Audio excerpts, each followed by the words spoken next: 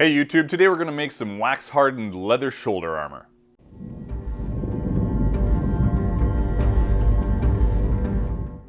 Remember, you can find the patterns and artwork for all these projects on my Etsy shop. There'll be a link right here. And if you want to help support the channel even more, I've started designing some shirts. This is one of them here. Let's get started. Welcome back to another pattern video for you guys. This time we're doing some shoulders, pauldrons, spaulders, whatever you want to call them.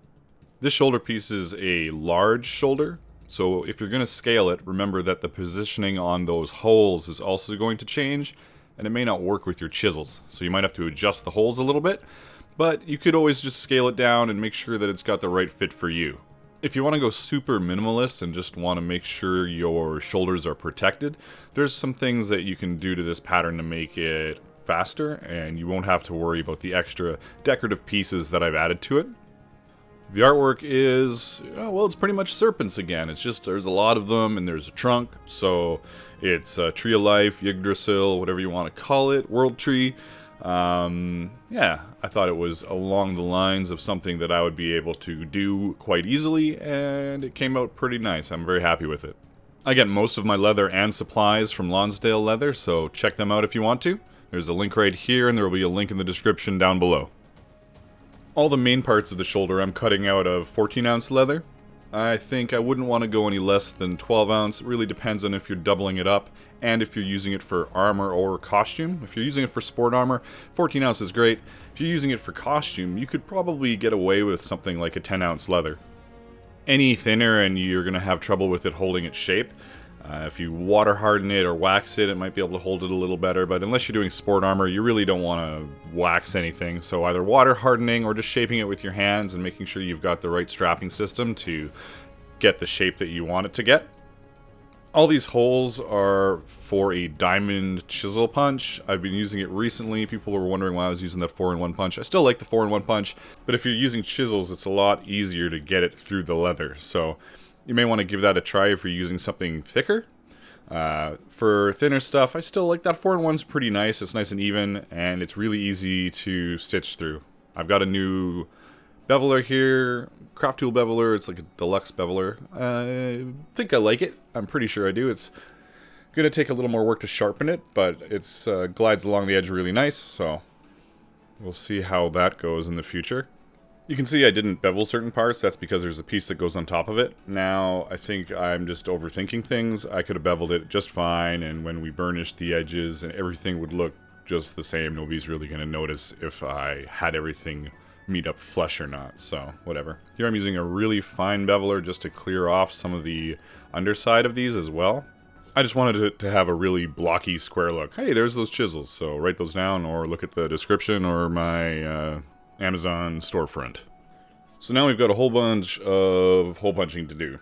Some of these lined up, some of these didn't. I was working with Adobe Illustrator trying to help me with my hole setup, so you may have to play around. If you're going to get these diamond chisels, make sure you get a 1, and you know, a 2 probably would be fine, just to make sure that you've got both options. If you want to get all of them, that's great, but you don't necessarily need all of them. You just definitely need a 1 just in case the hole spacing is a little weird, it gets tighter, or it expands if you're going on curves. So just keep that in mind. I thought this world tree idea was right up my alley. I'm pretty happy with how it came out. It's really hard to leap into some original artwork when, as much as people keep commenting on my art, and I'm not trashing my art, I'm really specific with what I do. My serpents I'm getting pretty good at, but if I need to draw an animal, it takes me forever and a half to draw a wolf or a bear. So I'm pretty happy I found something that is different, but it also leans towards that skill set that I know I have, which is squiggly lines that circle around each other. So if you are starting out doing any kind of artwork, not necessarily like Viking or Celtic, grab yourself some Faber-Castell pens. Now, it certainly sounds like a sales pitch coming from me, and it kind of is, because I've got them on my Amazon storefront. If you pick them up from there, I get a little percentage off of your purchase. But I had never actually inked my artwork before, and when I started doing it, it really made it pop. It looked a lot more professional, and even like stuff that I wasn't sure if I liked it or not, it could really bring out the art for me. So yeah, give it a shot. You don't need many. You could get like a thin one and a chisel maybe, or a 1.5, and you can make it, like, really, what am I doing? I'm just tracing it. And it looks awesome. At least I think so. And now it's time for leather carving. You know, I almost dream of videos where I don't stitch anything, and I don't do any leather carving, and I don't draw anything. I don't know if that would be very entertaining, but it certainly would be a lot less work. So here I am tracing the image onto the leather. We're going to blow through this hopefully really quickly. Once we've got it all traced, I'm going to grab my swivel knife and cut all my lines. Just make sure your swivel knife is sharp. Everything should go pretty good. Experiment with the depth of your cuts. So there's those slight marks on the trunk. Those I've done lighter with my swivel knife, and everything else I'm doing deeper in preparation for beveling the outside edge. I do almost all of my leather carving with like 1 or 2 background stamps, a swivel knife with 1 blade, this filigree blade that I have, maybe 2 bevelers. You really don't need much to do some basic leather carving.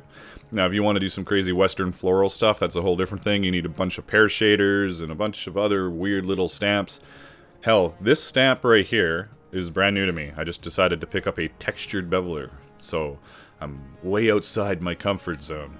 Okay, maybe not outside my comfort zone, but it leaves a little textured spot, as you can see there on the leather when you're beveling. My only regret is I didn't buy a smaller one. The smaller one I'm using here is also textured, but it's a little different texture. Nobody's going to notice but me. But if you're getting any sharp curves and corners, you want a smaller beveler so you don't kind of make a mess of your edges. To do it properly, it's quite the time-consuming process. It's going to take a lot of practice, but it's really rewarding once you get it down. And as you can see here, I've got a bunch of squiggly lines with some beveling. So now I'm going over all the over-unders of the knotwork and beveling that, and then I'm hitting it with the backgrounder here. So I only really use one type of background texture. I really like it. It's always worked for me. I'll keep doing it. I may try something else. Maybe you guys have some ideas that have been doing some leather work for a while and think that I could upgrade my backgrounding game. So there we go. It's all carved. I don't even know how long that took, but it was a very long time. So here I'm doing some stitch grooving around the edge to help seat the thread a little nicer. I don't even know if I'm doing this backwards. I honestly don't hand stitch that much. I'm only hand stitching stuff for you guys. I thought to myself when I was filming this video, you know, you could just machine stitch it and then say they can hand stitch it.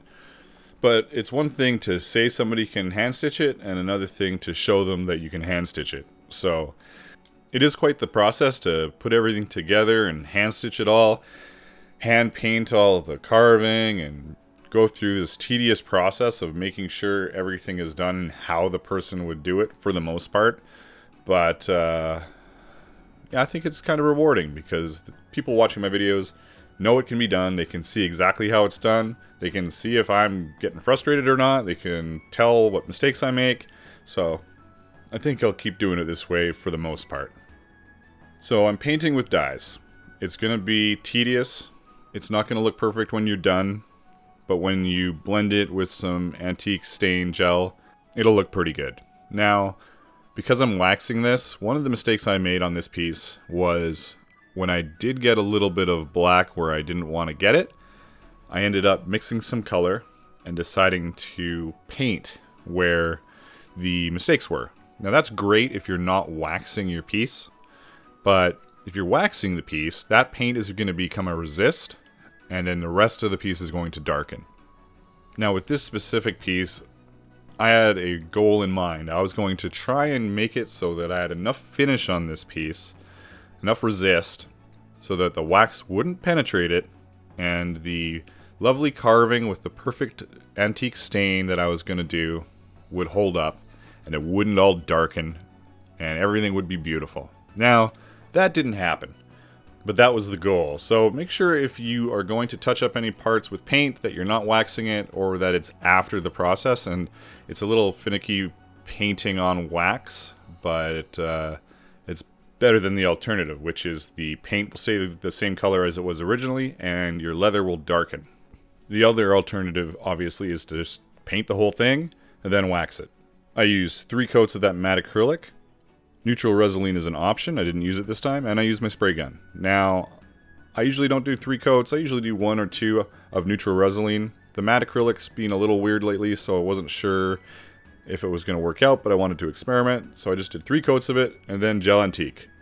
Use a fair bit, but not too much. Okay, well that's a little too much, but better too much than too little, because you don't want it to sit on there and stain and be awkward. Now, this turned out perfect, so if I was doing this for a book or some costume armor or something that I didn't have to wax harden, then the colors would have been perfect. I also put 2 more coats of that matte finish on, hoping that it would protect it from the wax. Again, spoiler alert, it did not, but we'll get to that in a bit. Now I'm just throwing some wax on all my edges, then I'm going to burnish them. Now, as far as me not using a sewing machine to do everything, I draw my line at burnishing. I've got this burnishing tool, I'm going to use it. There's lots of hand burnishers out there, or you can even buy these pre-done pieces and mount them in a drill press.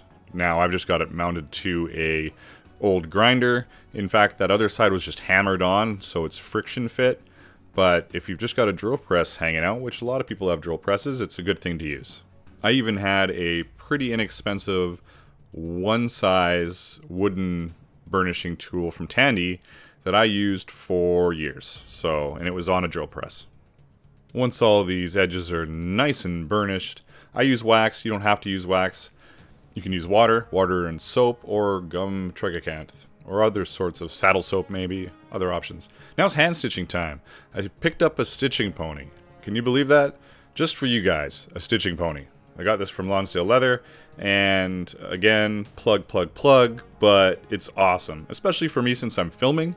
I want my hand stitching to stay in the same damn spot. It was really easy to line up everything, easy to use, and it probably, if you guys are going to be doing a bunch of hand stitching, I'm not even joking, it probably made it so I was able to stitch it in half the time. And there were some awkward parts, like you can see right there. If I wasn't having it clamped down in some kind of stitching pony, I might have lost my mind. The thread I'm using is thinner than the thread I've used with the 4-in-1 punch that I usually have been using, and it works perfectly with these diamond chisels. There are a few things you can do to make sure that your stitches are tight. So, first of all, using a waxed thread is a great idea. I like this thinner wax thread that I picked up. It's perfect for these diamond chisel holes. Everything goes through nice and easy.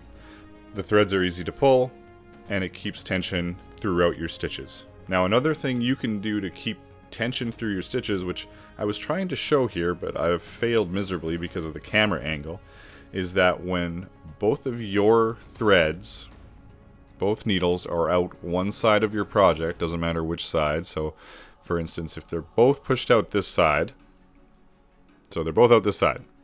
Now the next stitch that you're going to do, loop it around the other thread a couple of times, as if you were doing the first knot on a pair of shoes. And then you put it through the hole, and that creates a small, loose, but useful knot to help tension. Now, if you've gotten this pattern, you'll notice that there's an extra hole on the black part. It's because, just for symmetry and the spacing of the hole on the two sides that are coming together, there just needed to be another hole. So it's really not stitching into anything. You just go through the black. So I'm sure I'm going to get some people confused about that who don't watch the video, but you have been informed. That says 2 minutes. I end up doing 3 minutes in the wax at 250 degrees. It's paraffin wax. It's a high melt paraffin wax. It's a turkey roaster. I don't know what else I can say. You don't have to wax it. If you're doing this for costumes, go ahead and water form it, or just use your hands and curve it around. I get rid of the excess wax and then put it in my makeshift form that I got out of an old freezer. I didn't manage to record the footage of the main shoulder part with the carving on it, but needless to say, yeah, it didn't work out. So it's all dark, it's even blotchy. Now it settles a bit and becomes a fairly even color, so it's not a total write-off. And I end up rubbing it a little bit with some acetone in hopes that any wax film on top is removed, and then I paint it. So this is a whole bunch more work that I didn't need to do. And it doesn't look terrible, it just doesn't pop like I wanted it to pop. So I take about an hour and paint the whole thing. and we'll just blow through this really quick. And now it looks a lot better. At least I think it looks a lot better. It pops more. It's not just the same color as the leather, which usually makes things look a little blah. At least that's my opinion. Could have been green, I guess. It's a good color. It goes with the other armor I've done. Now I'm totally winging it on the placement of these straps. This is not a pattern that I've had around for a while.